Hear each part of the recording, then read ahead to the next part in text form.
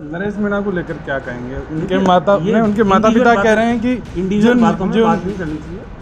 जो नेता हैं वो के साथ नरेश को नहीं घूमना चाहिए, 2 बार बगावत करके मैदान में उतरा हो और दोनों बार टिकट नहीं दिया उसको। देखिए, व्यक्तिगत बातों में टिप्पणी क्या मतलब? ये देखो, कानून की बात तो कानून जाने। पूर्व चिकित्सा मंत्री रघु शर्मा कोटा दौरे पर हैं, हम बातचीत कर लेते हैं। सर, कोटा दौरे पे आप आए हैं, सरकार की विफलताओं पर आपने बात की। राइजिंग राजस्थान का आयोजन कर सरकार अपनी जहाँ एक जो योजनाएं गिना रही थी, वहीं आप कैसे मानते हैं साल भर का जो काम है? ये साल भर की जो इनकी उपलब्धियां हैं वो सरकार कहाँ गिना रही है? वो तो कह रहे हैं, परसेंटेज में बता रहे हैं 50% उपलब्धि हासिल कर ली। आप बिंदुवार बताओ कि आपने किस क्षेत्र में, चिकित्सा में क्या किया, शिक्षा में क्या किया, नए रोजगार देने में आपने क्या किया, जो हमारी सामाजिक कल्याण की योजनाएं थी उनमें आपने कितनी बढ़ोतरी की। अगर हम 1500 रुपये पेंशन दे रहे थे तो आपने उसमें वृद्धि की है या नहीं, या हम जो दे रहे थे वो भी दे रहे हो कि नहीं दे रहे हो? आप जो बिजली का बिल हमारा माफ़ हो रहा था 200 यूनिट, आपने उसमें क्या प्रगति की? आपने उसको बैक कर लिया। आज सबके बिल करंट मार रहे हैं। 2000 यूनिट किसान की बिजली फ्री की थी हमने, आज वो भी किसान के बिजली का बिल आ रहा है। आप यू टर्न कर रहे हो, कुछ नहीं कर रहे हो इसके अलावा, और उपलब्धियों के नाम पे शून्य है। एक भी उपलब्धि बताए तो हम मान जाएं। सरकार ये देख रही राइजिंग राजस्थान, राइजिंग राजस्थान, ऐसे नारे देने से राजस्थान की राइजिंग नहीं होगी। धरातल पे काम करना पड़ेगा। ये सरकार कौन चला रहा है इसी का पता नहीं है, और आप उपलब्धियों की बात कर रहे हो। मुख्यमंत्री को खुद को पता नहीं सरकार कौन चला रहा है, मंत्रियों को खुद को पता नहीं सरकार कौन चला रहा है। ब्यूरोक्रेसी सरकार चला रही है, सरकार का नियंत्रण दिल्ली वालों के पास में है। मुख्यमंत्री जी का काम है सिर्फ घूमना फिरना। मंत्रियों की हालत ये है कि वो अपनी सरकार के खिलाफ आवाज़ उठा रहे, विधायक अपनी गवर्नमेंट के खिलाफ आवाज़ उठा रहे। अभी 1 साल हुआ आपका, 1 साल में ये हालत है। आपका कृषि मंत्री 1 साल से इस्तीफा दे के बैठा हुआ है। जब उनकी मर्जी आती है वो मंत्री के रूप में काम करने लग जाते हैं, जब मर्जी नहीं करती मैंने तो इस्तीफा दे रखा है। ऊर्जा मंत्री जी कह रहे हैं यहाँ भ्रष्टाचार हो रहा है, तो भाई रोकेगा कौन? सरकार में बैठे हुए लोगों की सामूहिक जिम्मेदारी होती है। विधायक कह रहे हैं भ्रष्टाचार के मुद्दे उठा रहे हैं, अनीता बघेल जी उठा रही है, बेगू के विधायक जी उठा रहे हैं। ये सारा अंतरकलह से भरा हुआ कुनबा है बीजेपी का, जिन्होंने राजस्थान के साथ धोखा किया है। 1 साल में इन्होंने कोई गवर्नेंस नहीं दी है, और ये सच्चाई है। अगर मुख्यमंत्री इस बात का दावा करते हैं कि हमने जो वादे किए थे चुनाव से पहले उसको हमने धरातल पे उतारा है, तो आप गिना दो। क्यों ताले लगे हुए हैं स्कूलों में? क्यों ताले लगे हुए हैं कॉलेजों के अंदर? अस्पतालों में ताले क्यों लगे हुए हैं? एक डॉक्टर आपने भर्ती नहीं किया, नर्सिंग स्टाफ आपने भर्ती नहीं किया।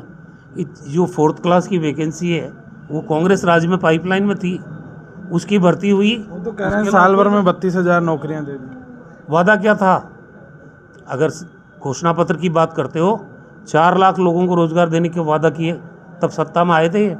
1 साल निकल गया तो 1 लाख, आप 80,000 बता दो। जब दावा ही आप कम का कर रहे हो, इसका मतलब फिल तो आप हो गए ना। विपक्ष क्यों शांत है सर? विपक्ष कोई शांत नहीं। 1 साल का समय दिया इनको हमने, क्योंकि उससे पहले विरोध करना ठीक नहीं था। किसी भी सरकार को जो जनता चुनती है उसको समय देना पड़ता है। हमने समय दिया, अब समय आ गया है कि अब इनकी, चाहे आज बजरी का तांडव पूरे राजस्थान में फैल रहा है। ये ईआरसीपी की बात करते हैं, आज तक बजट ही तय नहीं है। ईआरसीपी का एमओयू क्या हुआ वो इनको पता नहीं। 2 बांध तो हम ही बना गए, 10,000 करोड़ रुपए गहलोत सरकार दे चुकी है। नवनेरा बांध बन गया, इनको पता ही नहीं है। किसको शुरू कर रहे हो तुम? इसरदा बांध पहले से बन गया।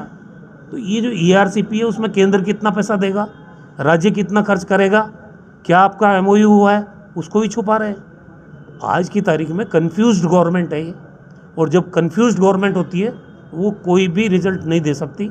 क्योंकि आप देख लो, नरेगा बंद है गाँव में, आज पेंशन बंद है लोगों की, बिजली के बिल आने ही लग गए वापस। मैंने आपको कहा जो वेलफेयर की स्कीमें थी हमारी 12, उनको इन्होंने बंद कर दिया, और जो चल रही थी उन कुछ के नाम बदल दिए। यही तो काम कर रहे हैं। पेपर लीक ये करके सत्ता में आए थे। आप मेरे को बताओ, इन्होंने एक भी पेपर कंडक्ट कराया क्या इनके 1 साल के दौरान?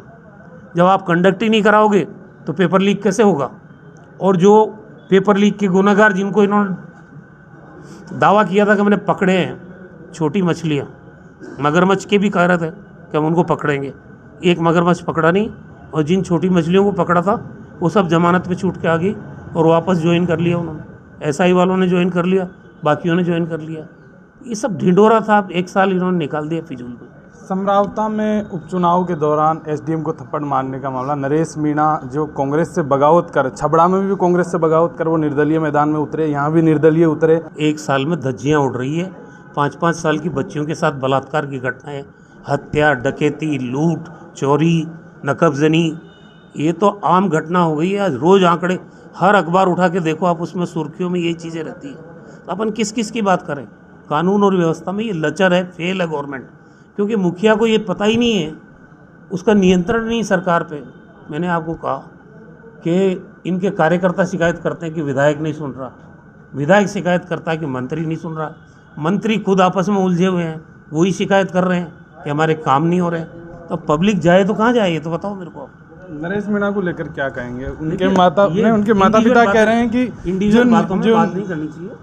जो नेता हैं वो के साथ नरेश को नहीं घूमना चाहिए। 2 बार बगावत करके मैदान में उतरा हो और दोनों बार टिकट नहीं दिया उसको।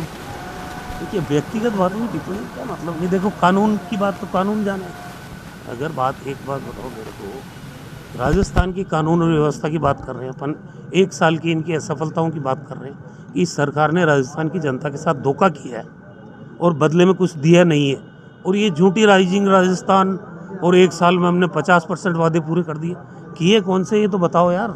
विपक्ष क्या करेगा अब आगे? विपक्ष क्या करेगा? आंदोलन करेंगे, धरने से शुरू हो गया हमारा। पूरे राजस्थान में प्रेस कॉन्फ्रेंस हो रही है।